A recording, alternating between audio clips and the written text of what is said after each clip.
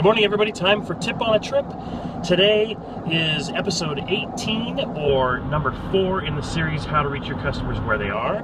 We're going to talk about psychographic profiles and the importance of knowing how your customer thinks and what criteria they use for buying decisions rather than just who they are.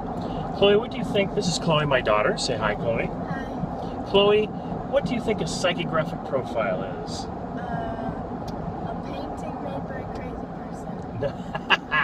A psychographic profile is a picture in words of how a specific group of people thinks. Now, we used to buy psychographic profile reports, spend about $1,500 per report, and we would give criteria for the report like income range, homeowner, with a bank account, with investments, looking to buy a new house in the next 5 years. And from that, who they are, we would get a profile, a report of how they think, the psychographic profile.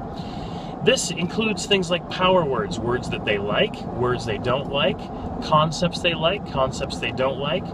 It also includes information about where they get their entertainment, how many of this particular group went to pro ball games, for example, how many go to casinos and rodeos, and do they garden, do they swim.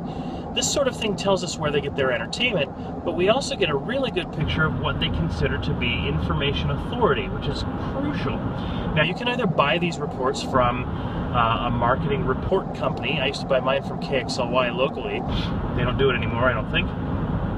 But you can also get them but just by making them yourselves. You can poll your own customer base, but you gotta find out specifically what their value system is in order for it to work, because you use that information then to reach them specifically.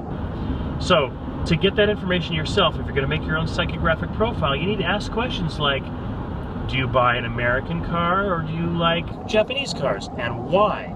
What you'll find is, for example, some groups that look like the same group of people aren't the same group of people.